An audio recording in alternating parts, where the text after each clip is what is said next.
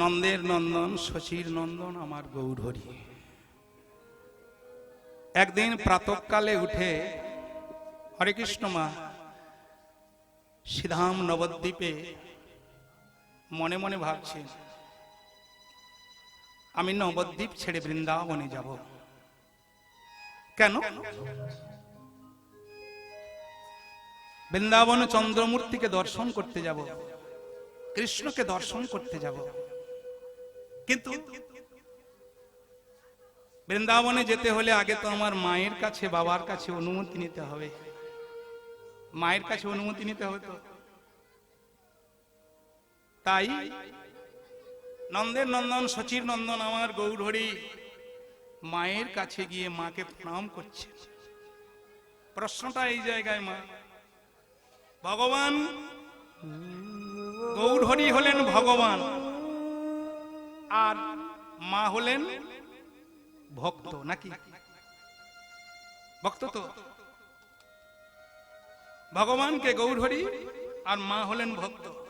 তাহলে ভগবান ভক্তকে প্রণাম করছেন কেন?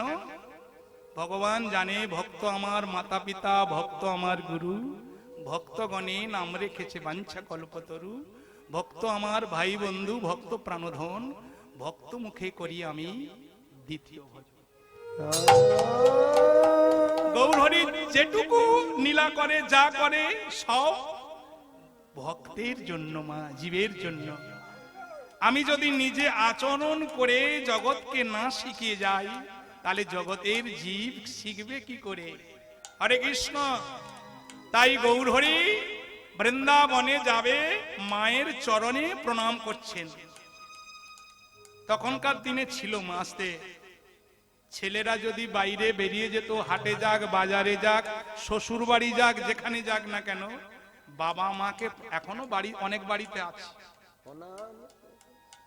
এখনো অনেক বাড়িতে আছে। আমার ছেলে আমার পেছনে বসে আছে, যদি বাজার থেকে বাজারে যায়, হাটে যায়, যেখানে যাক না কেন, আপাতত ওইটুকু তো করে, প্রণামটা করে। কিন্তু এই প্রণামটা দিনের পর দিন উঠে যাচ্ছে তো, উঠে যাচ্ছে তো। বলে বুড়ির পায়ে জাম আছে, বুড়োর পায়ে জাম আছে। হ্যাঁ, এখন ফ্যাশন কি নমস্কার করে। আর এইরকম সাধুগুরু বৈষ্ণবকে প্রণাম করলে কৃপা হবে বাবা। তখন কি বলে? বলে হয়েছে বাবা, থাক থাক। আর যদি একবারে কললিগ্ন কৃতবাসে যদি কেউ প্রণাম করে সাধুগুরু বৈষ্ণবকে, কি যদি আস্তে একটু কথা বলি বাবা, যদি পেতে চাও কিছু আগে হও নিচু, উন্নত উচ্চ শিরে যদি চাও উঠিবারে, অগ্রে করো তার মূল আলিঙ্গ। আস্তে। একের পিঠে মা একটা শূন্য দিলে কত হবে বাবা? 10 হবে। তারপরে একটা শূন্য দিলে 100 হবে। না না, এবারে এই একটাকে যদি আমি ওখান থেকে তুলে নেই, তাহলে কি থাকবে? একটু কথা বলবেন, তাহলে বেচা কেনা ভালো হবে। দুটো শূন্য, ওই দুটো শূন্যর কি কোনো দাম আছে? আর একটা দিয়ে দিলেই 100। আর এক তুলে নিলেই কিন্তু আপনি দুটো শূন্য নিয়ে নেতাজি নগরের বাজারে যান, আপনাকে বাজার দেবে। আর এক যোগ করে দিলেই 100। হরে কৃষ্ণ। তাহলে মা একটা কি এখানে কি শিক্ষা দিতে চাচ্ছে? এক থাকলে শূন্যের মান আছে, আর এককে বাদ দিলে শূন্যের মান নেই। এক হলো কে? সাধুগুরু বৈষ্ণবের চরণ এক, আর একটিকে রাধা মাধবের চরণ, আর এককে পিতামাতার চরণ, গুরুজনদের চরণ। এই একটাকে বাদ দিয়ে আপনি যত বড় অনুষ্ঠান করুন হবে বাবা। তাহলে এককে বাদ দিলে আপনি যতই চাই খরচ করুন না কেন, কিন্তু আপনার পুণ্যের ঘরে শূন্য। তাহলে গৌর হরি জগৎকে কেমন করে শিক্ষা দিলেন গো? আগে গিয়ে প্রণাম করছে। ও গো মায়ের চরণ ধরি, চরণ ধরি,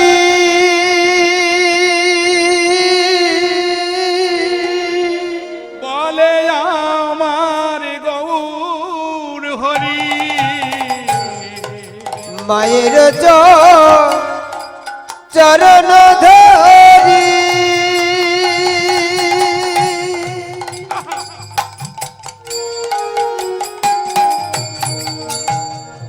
চলেন আমার গৌর হরি ও গো মায়ের রণধারী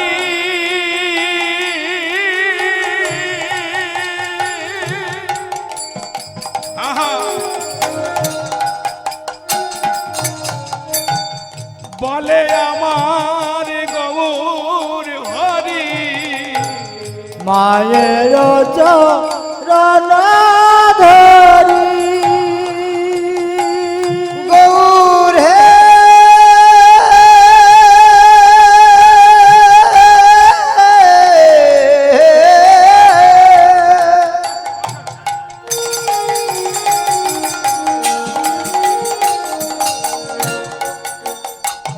গৌর হে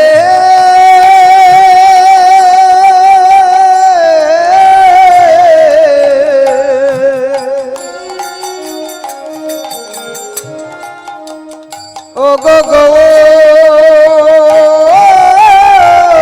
হে মায়ের চরণ ধরি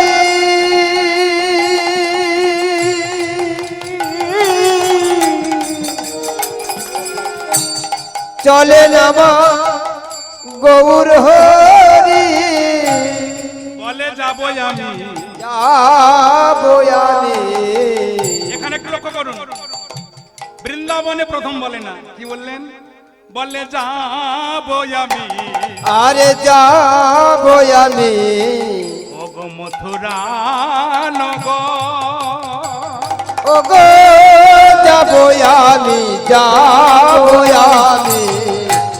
মথুরা নগর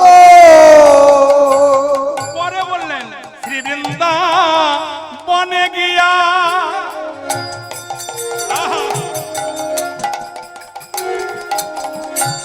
কৃষ্ণ মূর্তি দর্শিয়া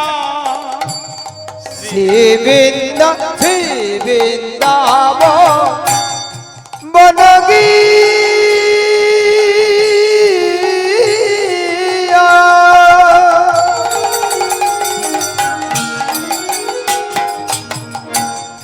শ্রীকৃষ্ণ মুখ দর্শিয়া মাগো আমার মনুষ্য জন্ম সার্থক করি আমার মনুষ্য জন্ম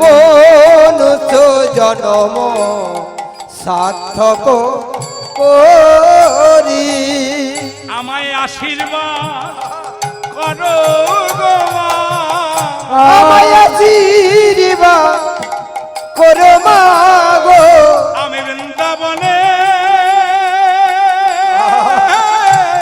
যাব চলে আমায় আশীর্বাদ করো মা আমি বৃন্দাবনে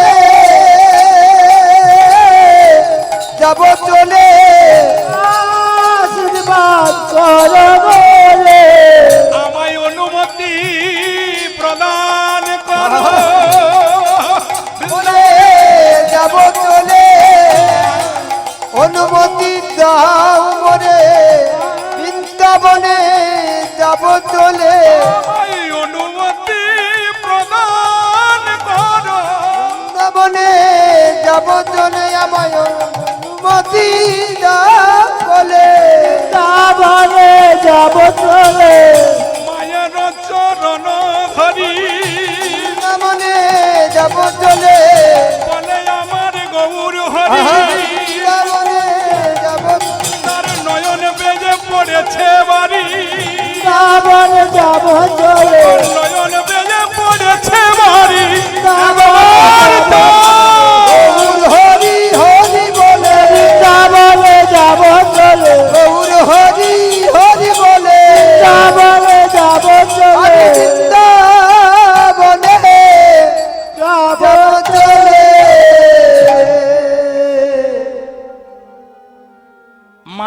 চরণ ধরি, চরণ ধরি বলে আমার গৌর হরি। বলেন আমার গৌর হরি।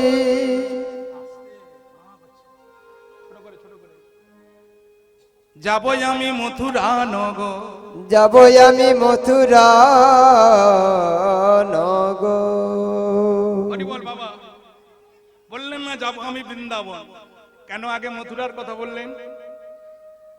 বৃন্দাবনে যারা গিয়েছেন জানেন যে ট্রেনে যাক, বাসে যাক, যেখানে যাক না কেন আগে কিন্তু মথুরায় যেতে হয়তো, নাকি না আগে বৃন্দাবনে যাও? কেন বলুন তো মা? কথা নয় মা, সিদ্ধান্তটা কি দিলেন? বৃন্দাবনে সরাসরি যাওয়া হয় না, আগে মথুরায় পৌঁছতে হয়। কেন? মহাপ্রভু বললেন মথুরা হচ্ছে ঐশ্বর্য মার্গ, আর বৃন্দাবন মাধুর্য মার্গ। তাহলে বিষয় ছাড়িয়া কবে শুদ্ধ হবে মন? হাম হেরিব সেই মধুর বৃন্দাবন। তাহলে যেতে যদি হয় আগে মথুরায় চলো, ঐশ্বর্য মার্গ ভ্রমণ করার পরে, দর্শন করার পরে ঐশ্বর্য ছেড়ে দিয়ে এবারে বৃন্দাবনে মধুর্য মার্গে যেতে হয়। তাই বলছে মা আমাকে অনুমতি দাও, আমি মথুরায় যাব। তারপরে বললেন বৃন্দাবনে গিয়ে কৃষ্ণমূর্তি দর্শন করো। মা বলছে ওরে নিমাই, তুই হঠাৎ এই গুপ্ত বৃন্দাবন ছেড়ে দিয়ে তুই বৃন্দাবনে যাবি কেন? এটা তো গুপ্ত বৃন্দাবন, নবদ্বীপ ধাম। এখানে যারা বৃন্দাবনে ছিল তারা এই কলিকালে নবদ্বীপে এসেছে গো। দাদা বলাইনি তাই হয়েছে, সুবল সখা গৌরীদাস হয়েছে, মহাদেব অদ্বৈত হয়েছে, মহাদেবী সীতা হয়েছে, স্বয়ং ব্রহ্মা হরিদাস হয়েছে। কি সবাই তো এসেছে গো। কিন্তু এই গুপ্ত বৃন্দাবন ছেড়ে দিয়ে তুই ওই বৃন্দাবনে যাবি কেন? মাগো, ওই বৃন্দাবনে কৃষ্ণমূর্তি দর্শন করে আমি আর মনুষ্য জনমকে সার্থক করব, কৃষ্ণ মূর্তি দর্শন করে। কারণ চৈতন্য চরিতামৃতে কবিরাজ গোস্বামী বললেন গৌর হরির আসার যে তিনটা মূল উদ্দেশ্য কি? রাধা প্রেম, গোপী ভাব, আপন মাধুরী। আপন মাধুরী এই তিন আস্বাদনের লাগি, আস্বাদনের লাগি নদিয়ায় এলেন গৌর হরি। নদিয়ায় এলেন গৌর হরি। এটা হলো মুখ্য কারণ। গৌণটা কি? হরিনামের দ্বারা জগৎ জীবকে উদ্ধার। তাই তো মহাপ্রভু 24 বছর বয়সে সন্ন্যাস ধর্ম গ্রহণ করে কি দেবগুরু বৃহস্পতি প্রথমে গিয়েছিল। কেন? মহাপ্রভু সন্ন্যাস হতে কিন্তু কলিকালে নিষেধ করেছে মা 5টা জিনিস বর্জন। কি কি? অশ্বমেধ গোপালম্বা, সন্ন্যাস, কলপৈতৃকং, দেবরণে সুতোৎপত্তি, কলৌ পঞ্চ বিবর্জয়। কলিকালে অশ্বমেধ যজ্ঞ, গোমেধ যজ্ঞ হবে না। কলপৈতৃকং, পিতামাতার শ্রাদ্ধের দিন নিজেও যেন না মদ খাওয়া হয়, অপরকেও যেন না মদ খাওয়ানো যায়, নিজেও যেন না মাংস খাওয়া হয়, অপরকে যেন না, বন্ধু বান্ধবকে যেন না মাংস খাওয়ানো হয়। কি? কলপৈতৃকং, দেবরণে সুতোৎপত্তি। দেবরের দ্বারা তখনকার দিনে আসতে কথা নয়, তখনকার দিনে কারো বাড়ির ছেলে যদি দিল্লিতে থাকতো 5 বছর পরে একবার বাড়ি আসতো। তার নিয়মটা কি ছিল জানো? তার যদি 5 ভাই থাকতো, সেই যে চলে গেছে এক ভাই, অন্য ভাইয়ের দ্বারাই কিন্তু তার স্ত্রীর গর্ভে ছেলে উৎপাদন হতো। মহাপ্রভু বললেন এটা কুসংস্কার, এটাকে বর্জন করতে হবে। সব জায়গায় বন্ধ হয়ে গেছে, কিন্তু বাবা এখন উড়িষ্যায় কিছু কিছু জায়গায় আছে। হ্যাঁ, তা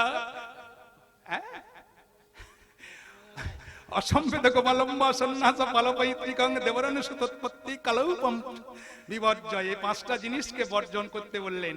কিন্তু মহাপ্রভু নিজে কিন্তু সন্ন্যাস হয়েছে। কেন না? মহাপ্রভু যখন হরিনাম জীবের জন্য আনলেন, তখনকার দিনে তর্কলঙ্কা, বাচস্পতি, কেশব কাশ্মীর, সার্বভৌম বড় বড় পণ্ডিতরা মহাপ্রভুর এই মতকে কিন্তু মেনে নিতে পারলেন না। তা মহাপ্রভু চিন্তা করলেন জীবের উদ্ধার কি করে হবে? যারা অহংকারে মেতে আছে, যারা গৌরহরিকে ভগবান বলে চিনতে পারলো না, আর আমি যে কথা দিয়েছি পতিত পাবন হয়ে যাব, পতিত মানে আগাছা আমি রাখবো না, পরিষ্কার করব, তাহলে এরা যদি আমার নামকে না গ্রহণ করে এরা উদ্ধার হবে কেমন করে?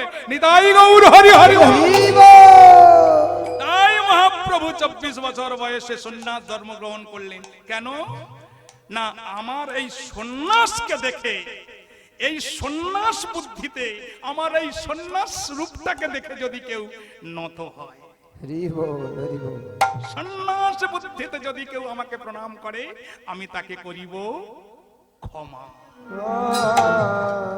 তাই 24 বছর বয়সে সন্ন্যাস ধর্ম গ্রহণ করে দেবতাদের গুরু কে গো? দেবগুরু বৃহস্পতি, যিনি সার্বভৌম পণ্ডিত ভগ্নিপতি গোপীনাথ আচার্য। একদিন গভীর রাত্রিতে দুজনেই তৃণমূল তর্ক হচ্ছে, কারণ গোপীনাথ জানে স্বয়ং ভগবান রাধা কৃষ্ণ দুই তনু মিলিত হয়ে আমার গৌর হরি এসেছে। কিন্তু এ কথাটা সার্বভৌমকে গোপীনাথ আচার্য কোনো মতে বুঝাতে পারছেন না। কিনি তখনকার দিনে বড় পণ্ডিত গোপীনাথ আচার্য কোনো মতেই পারছে না। শেষে যখন পারছেন না, গৌরহরিকে জানাচ্ছে, গৌরহরি আমি এত চেষ্টা করে গোপীনাথ আচার্যকে, আহা সার্বভৌমকে কোনো মতেই আমি বলাতে পারলাম না যে রাধা কৃষ্ণ দুই তনু মিলিত আমার গৌরহরি। তাহলে কি হে গৌরহরি, এই পণ্ডিতের প্রতি তোমার কৃপা হবে না? একটু কৃপা করো, এই পণ্ডিতকে তুমি কৃপা করো, সার্বভৌমকে কৃপা করো। দেখেন গোপীনাথ আচার্য চোখের জলে কাঁদছে, ওই চোখের জলের দাম দিতে ঝড়ের বেগে ছুটে এলো আমার গৌরহরি, ষড়ভুজ রূপ ধারণ করে, দুই হাতে তীর ধনুক, দুই হাতে দণ্ডকমণ্ডল, দুই হাতে শঙ্খ চক্র, এইভাবে ষড়ভুজ রূপ ধারণ করে হ্যাঁ মহাপ্রভু এলেন ঝড়ের বেগে গভীর রাত্রিতে, এসে দরজার সামনে ডাকতে, সার্বভৌম সার্বভৌম। কে কে কে আমার নাম ধরে ডাকে? এই নীলাচলে আমার নাম ধরে ডাকার মতো তো কেউ নেই। দরজাটা খুলে দেখলো অন্য কেউ নয় গো। কে গো? সার্বভৌম খাট, হ্যাঁ ধনির ছেলে তো, খাটের উপরে বসে বসে দেখছে ষড়ভুজ রূপ, আহা কি অপূর্ব জ্যোতি। আস্তে আস্তে করে খাট থেকে নেমে গৌরহরির চরণে লুটিয়ে পড়লেন। তখন চিনতে পারলো, তখন জানতে পারলো গৌরহরি যে সাক্ষাৎ ভগবান, গৌরহরি যে সাক্ষাৎ কৃষ্ণ। আর সেই রূপটাকে দর্শন করে একখানা গান গাইলেন, রচনা করলেন। কি কি বায়ু উজ্জ্বল বরণ গৌরবর দেহ, বিলসিত নিরবধি ভাব বিদেহ। উজ্জ্বল বরণ গৌরবর দেহ, বিলসিত নিরবধি ভাব বিদেহ। ও জল বরণ গৌরবর দেহ, বিলসিত নিরবধি ভাব বিদেহ। আয়ু জল বরণ গৌরবর দেহ, বিলসিত নিরবধি ভাব বিদেহ। ত্রিভুবন পাবন কৃপয়ালেশ, ত্রিভুবন পাবন কৃপয়ালেশ, ত্রিভুবন পাবন আহা কৃপয়ালেশ। ত্রিভুবন পাবন ত্রিভুবনেশ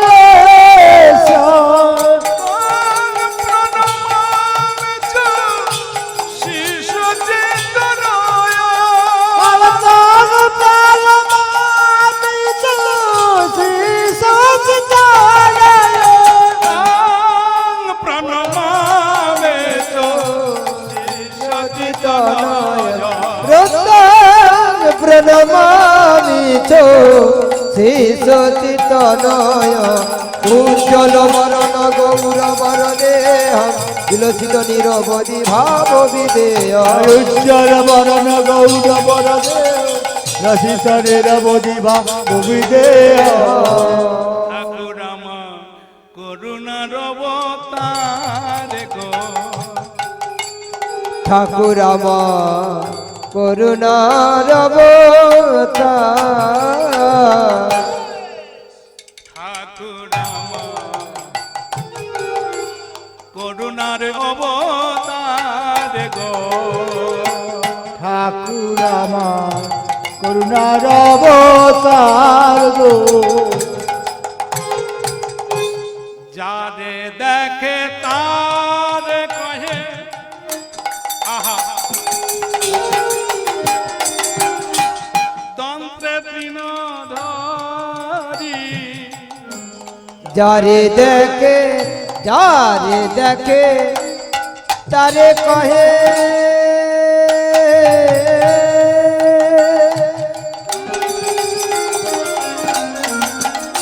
নিতাই রে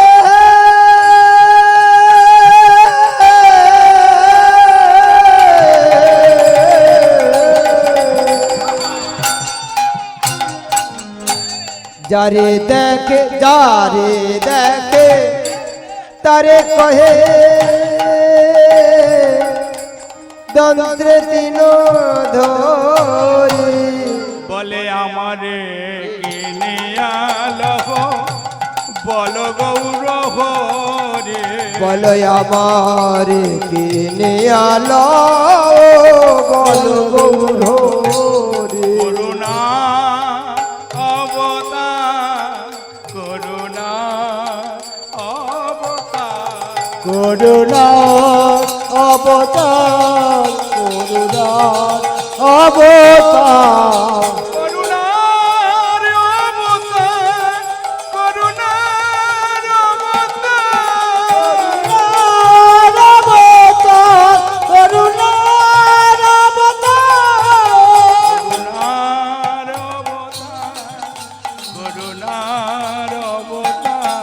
করুণার অবতার করুণার অবতার করুণার অবতার করুণার অবতার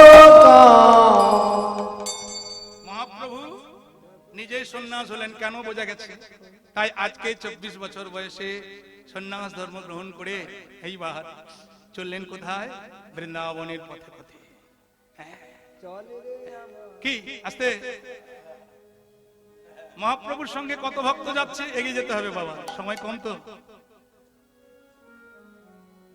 বৃন্দাবনে যে মহাপ্রভু যাচ্ছে কত ভক্ত নিয়ে যাচ্ছে 200 400 500 10,000 20,000 না চৈতন্য ভাগবত বৃন্দাবন দাস ঠাকুর বললেন কি বললেন আস্তে লক্ষ লক্ষ ভক্ত চলে কত 1 লক্ষ নয় 2 লক্ষ নয় বলছে লক্ষ লক্ষ ভক্ত চলে প্রভুর সহিত লক্ষ লক্ষ ভক্ত চলে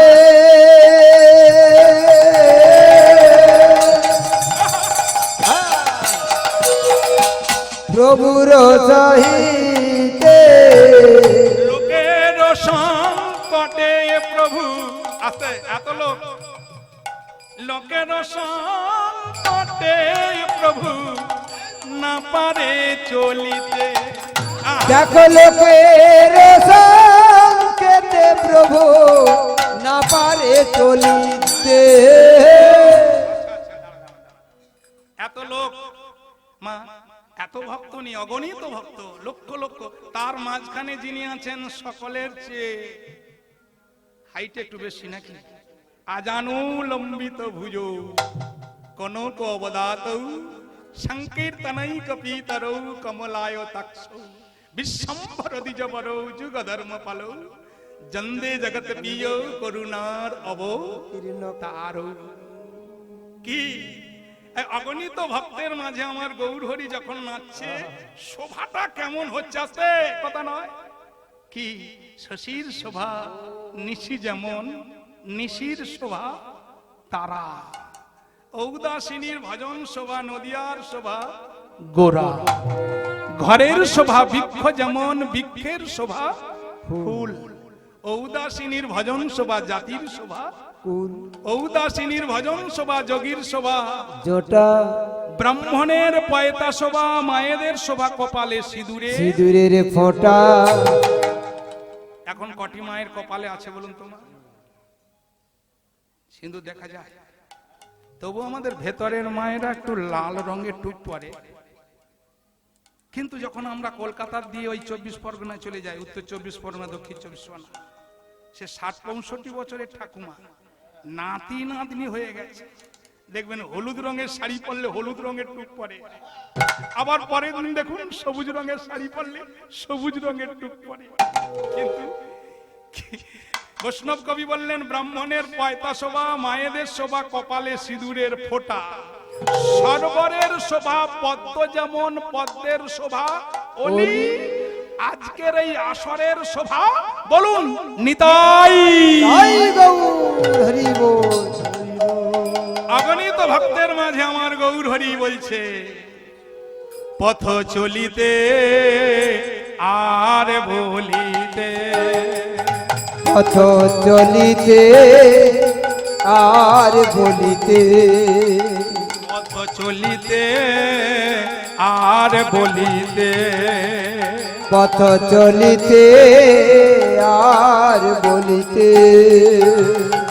গাও হে কৃষ্ণ নাম, কৃষ্ণ নাম হরে নাম, তোমরা গাও গাও কৃষ্ণ নাম, হরি নাম কৃষ্ণ নাম, পথ চলিতে আর বলিতে, পথ চলিতে আর বলিতে,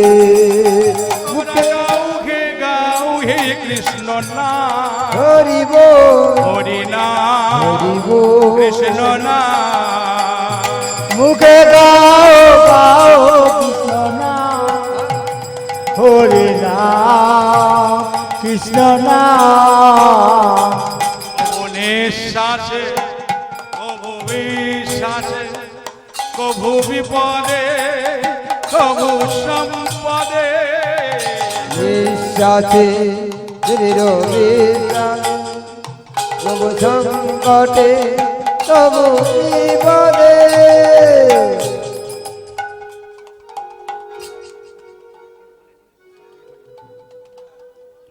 কভু নিঃশ্বাসে, কভু বিশ্বাসে, কভু বিপদে, কভু সম্পদে, বিশ্বাসে তবু বিশ্বাসে, তবু বিপদে তবু সংকটে, একবার গাও হে কৃষ্ণ নাম, হরি কৃষ্ণ বল নাম, হরি বল, কৃষ্ণ নাম, তোমরা গাও গাও কৃষ্ণ নাম, হরি নাম হরি বল, কৃষ্ণ নাম, পথ চলিতে আর বলিতে, পথ চলিতে আর বলিতে, তোমরা গাও হে কৃষ্ণ নাম, হরি নাম কৃষ্ণ নাম, তোমরা গাও গাও কৃষ্ণ নাম, হরি নাম কৃষ্ণ নাম। বলিয়া চৈতন্য মহাপ্রভু কি জয়, শ্যাম সুন্দর কি জয়। আপনারাও কি চলে যাবেন নাকি? থাকবেন তো? মেদিনীপুরে বাবা গান গাওয়া খুব কঠিন। রাধে রাধে, হরিবল হরিবল হরিবল হরিবল। মা, প্রসাদ সকলের জন্য আছেন, বাবু বললেন সকলে যেন প্রসাদ পেয়ে বাড়ি যায়। কিন্তু মা, প্রসাদ প্রসাদ সকলে বলে, প্রসাদ সহজ নয়, জানিয়া শুনিয়া প্রসাদ পাইলে ব্রজধাম প্রাপ্তি হয়। হরিনাম হরিনাম প্রসাদ পাচ্ছেন আমরা, এরপরে প্রভুর মহাপ্রসাদ পাবো। তাহলে মা, ওই প্রসাদ কিন্তু মা দেখুন, আজকে যদি সেবা করি কালকে কি থাকবে? মা, হরে কৃষ্ণ, আমার সঙ্গে একটু কথা বলুন মা। যে প্রসাদের জন্য আমরা এই প্রসাদকে ছেড়ে চলে যাচ্ছি, এই প্রসাদ ছেড়ে চলে যাচ্ছি, ওই প্রসাদ কিন্তু আজকে সেবা করলে কালকে থাকবে কি? থাকবে না। আর এই প্রসাদ যদি সেবা করি, এ ভেতরে কিন্তু এর মাইনাস নেই, এ কিন্তু ভেতরে ভেতরে গিয়ে আরো বাড়বে। এর ক্ষয় নেই, ব্যয় নেই, ধ্বংস নেই, অপব্যয়। তাহলে মা, আপনারা যত সময় থাকবেন এই হরিনাম রূপ প্রসাদ আস্বাদন হবে নাকি? নিতাই গৌর প্রেমানন্দে হরি হরিবো হরিবল হরিবল। তাহলে মহাপ্রভু দলবল নিয়ে কোথায় যাচ্ছে? আস্তে কথা বলুন, আমার সঙ্গে একটু কথা বলতে হবে। অগণিত ভক্তগণকে নিয়ে বৃন্দাবনে যাচ্ছে। যেতে যেতে যেতে যেতে কি হলো মা? এই অগণিত ভক্তগণকে দেখে যারা নাস্তিক, যারা গৌর হরিকে ভগবান বলে জানে না, যারা মূঢ় জীব, তারা এই মহাপ্রভুর সঙ্গে এত ভক্তকে দেখে বলা বলি করছে, আরে ওই যে জগন্নাথ মিশ্রের ছেলে নিমাইয়ের সঙ্গে এত ছেলে, এত লোক নিয়ে কোথায় যাবে? এত লোক কোথায় যাবে? একজন বলছে বৃন্দাবনে যাচ্ছে, বৃন্দাবনে বৃন্দাবনে। আর একজন বলছে এত লোক নিয়ে যাচ্ছে কেন? বলছে সাধু সঙ্গ করতে, সাধু সঙ্গ করতে। মা, যার যেমন ভাব তার তেমন লাভ।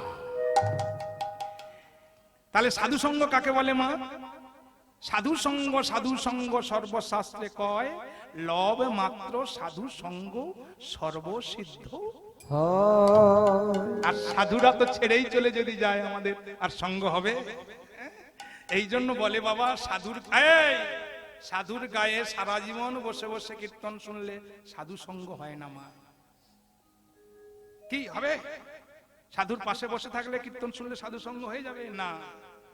তাহলে কি করলে হবে? কাছে থাকলেও হবে না। কেন বলুন তো?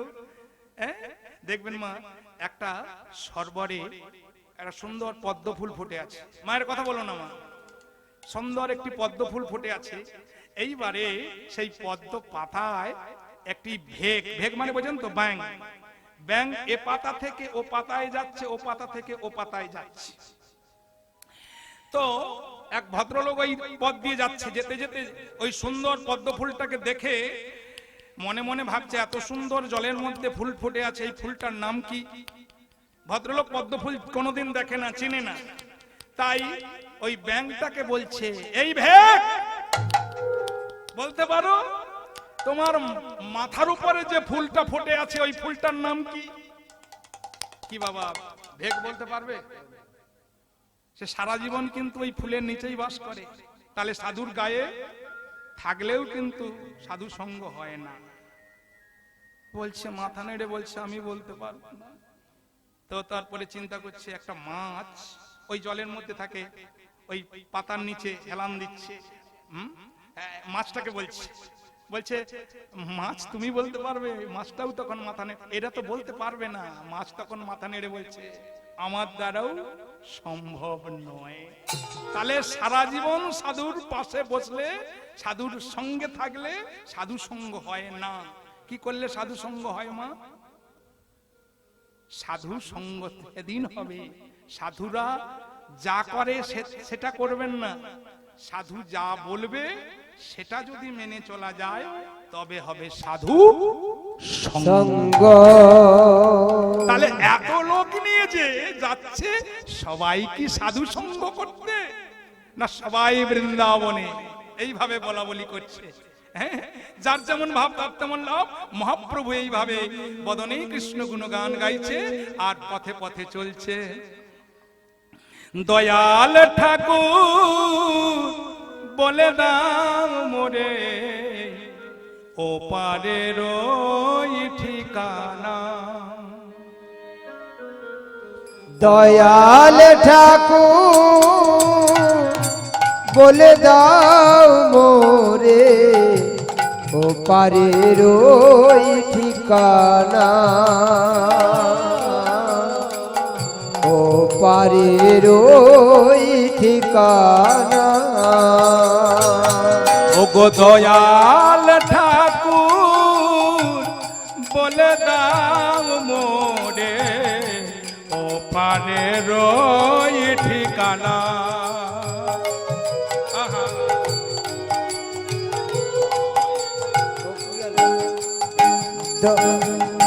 দয়াল ঠাকুর বলে দাও মোরে, ও পারের ওই ঠিকানা, ও পারের ওই ঠিকানা। সেই পথ ধরে চলে যাব আমি, থাকবে না কোনো জানা। ও পারের ওই ঠিকানা। দয়াল ঠাকুর বলে দাও মোরে, ও পারের ঠিকানা, ও পারের ওই ঠিকানা। এখনই তো ভক্তগণকে নিয়ে মহাপ্রভু বৃন্দাবনের যেতে যেতে যেতে যেতে মা হরিনাম গাইতে গাইতে কোথায় এসে পৌঁছলেন? হরে কৃষ্ণ, অগ্রদ্বীপে এসে পৌঁছে গেলেন। অগ্রদ্বীপে এসে আস্তে অগ্রদ্বীপে এসে মহাপ্রভু একজনকে দেখে পূর্বের কথা মনে পড়ে গেল। সে কে গো? আস্তে গোবিন্দ ঘোষ। আস্তে কেন? এই গোবিন্দ ঘোষ ছিল পূর্বজন্মে পূর্ব লীলাতে রণতুঙ্গা নামে এক গোপী ছিল। পূর্ব লীলায় যখন ভগবান কৃষ্ণ যমুনার কূলে আহা ব্রজগোপীদেরকে নিয়ে যখন রাসলীলা করেছিলেন, সেই রাসলীলা করতে করতে করতে করতে যত গোপী তত কৃষ্ণ। হরে কৃষ্ণ, মায়েরা মন দিয়ে শুনুন। যত কৃষ্ণ তত গোপী, যত গোপী তত কৃষ্ণ। রাসলীলা করতে করতে ব্রজগোপীরা মনে মনে ভাবছে, ব্রজগোপীদের মধ্যে একটু অহংকার হয়ে গেল। অহংকারটা কি? যে আজ স্বয়ং কৃষ্ণ, স্বয়ং ভগবান আজ আমাদের সঙ্গে লীলা করছে। স্বয়ং ভগবান আমাদের সঙ্গে রাস লীলা করছে। আহা, আমাদের সৌভাগ্য, সাক্ষাৎ ভগবান কৃষ্ণ আমাদের সঙ্গে রাসলীলা করছে। এই ভাবতে ভাবতে ভাবতে ভাবতে ব্রজগোপীদের মনের মধ্যে অহংকার হয়ে গেল। বোঝা গেছে? ভগবান গীতায় বলেছে না অর্জুনকে, আমি দুটো জিনিস সহ্য করতে পারি না। এক হলো ভক্তের চোখের জল। কোন ভক্ত যদি প্রাণ কাঁদিয়ে ভগবানকে ডাকে, ভগবান সহ্য করতে পারে না। ঠিক তেমনি কোন ভক্তের যদি অহংকার হয়, সেটাও কিন্তু ভগবান সহ্য করতে পারে না। এই রাসলীলা করতে করতে ব্রজগোপীদের নিয়ে, ব্রজগোপীদের মধ্যে যখন অহংকার হয়ে গেল, তখন কৃষ্ণ রাধারানীকে নিয়ে, মায়েরা শুনুন, রাধারানীকে নিয়ে সমস্ত ব্রজগোপীদেরকে ছেড়ে দিয়ে রাধারানীকে নিয়ে গভীর জঙ্গলে চলে গেলেন। এবারে গভীর জঙ্গলে যেতে যেতে যেতে যেতে রাধারানীর মনের মধ্যে আবার অহংকার এসে গেল। অহংকারটা কি? রাধারানী মনে মনে ভাবছে, সমস্ত ব্রজগোপীদেরকে ছেড়ে দিয়ে কৃষ্ণ আমাকে কত ভালোবাসে, কৃষ্ণ আমাকে নিয়ে গভীর বনে চলে এসেছে। আস্তে মা শুনুন, রাধারানী মনে মনে ভাবছে কেমন ভালোবাসে, আমি একটু কৃষ্ণকে পরীক্ষা করে নেই।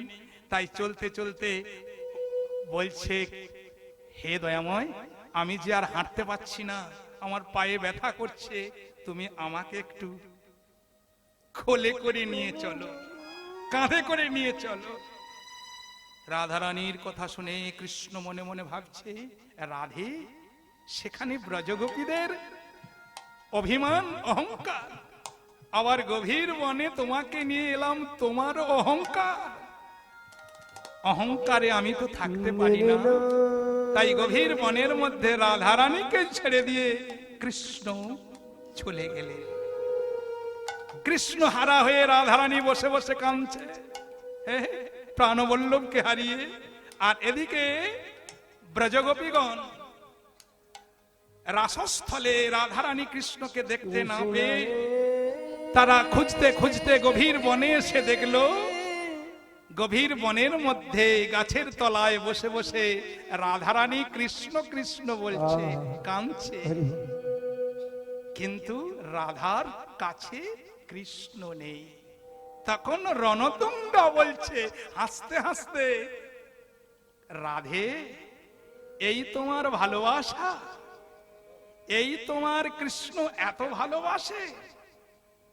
সত্যি যদি তোমাকে ভালোবাসে, সত্যি যদি তোমার কৃষ্ণ তোমাকে ভালোবাসে, তাহলে তোমাকে এই গভীর বনের মধ্যে ফেলে দিয়ে, তোমাকে একা ফেলে দিয়ে তোমার কৃষ্ণ চলে গেল কেন? এখন রাধারানীর বুকটা ফেটে যাচ্ছে গো, রণতুঙ্গার কথাগুলো শুনে।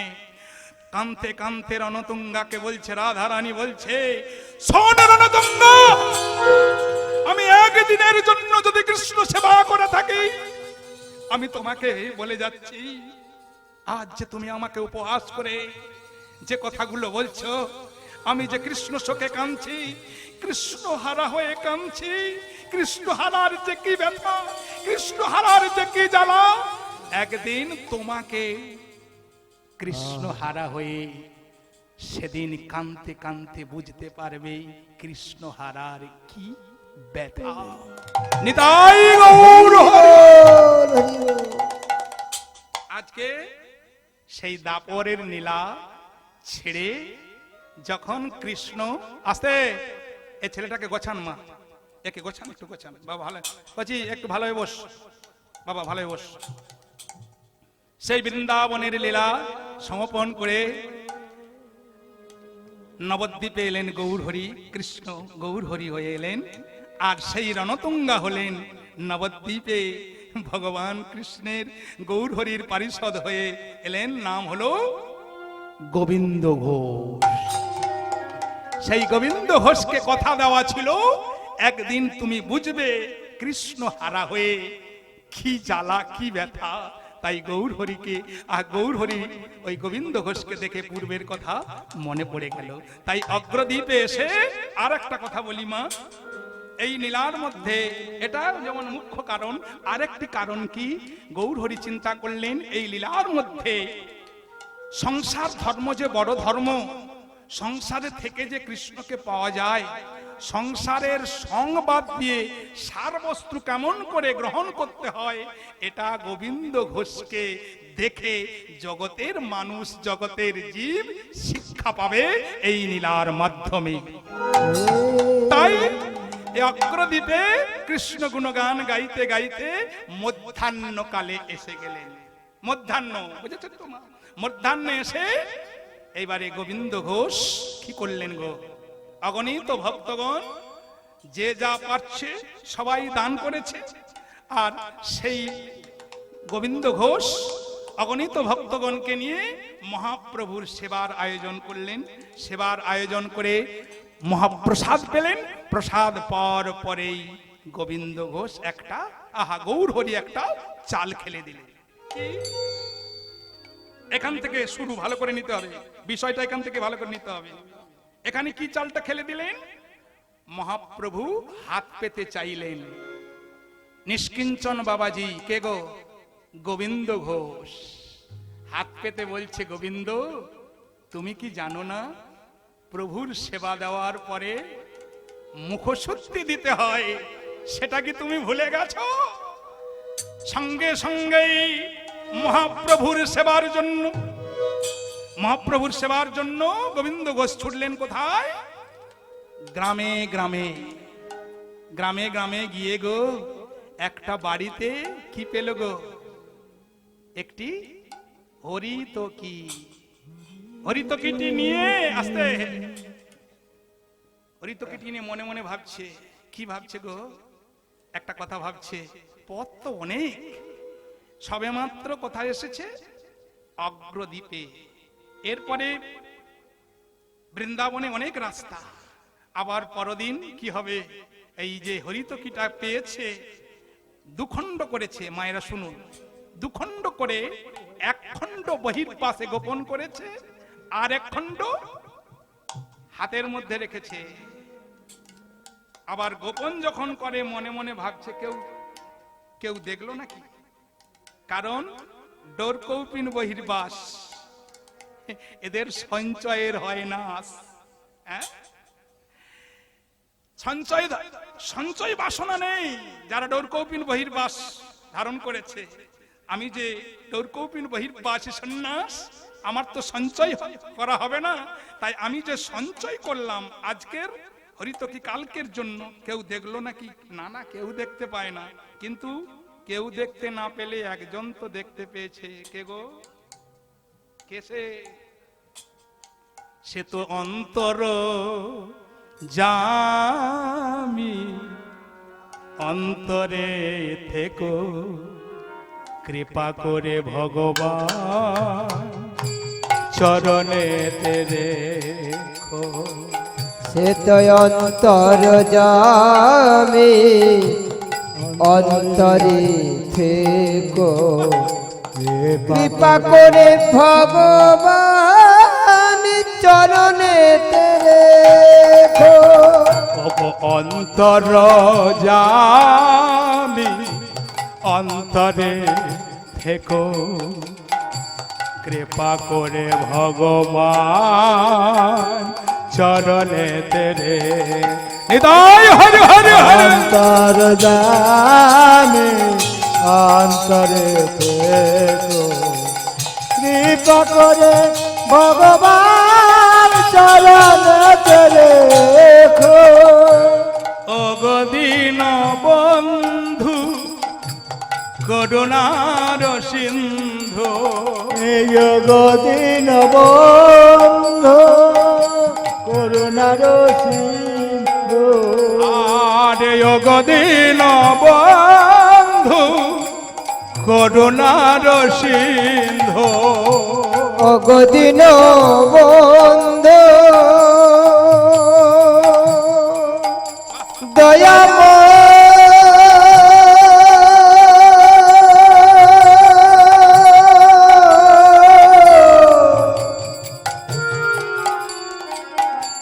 ও গো দয়া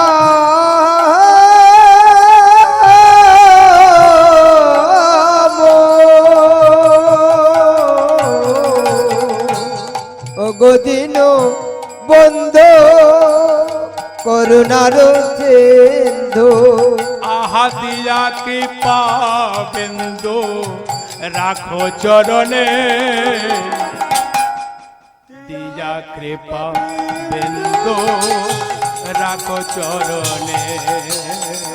দিয়া কৃপা বিন্দু রাখো চরণে, দিয়া কৃপা বিন্দু রাখো চরণে। অন্তর যাবে অন্তরে থেকো কৃপা করে ভগবান চরণে রেখো। কৃপা করে ভগবান কৃপা করে ভগবান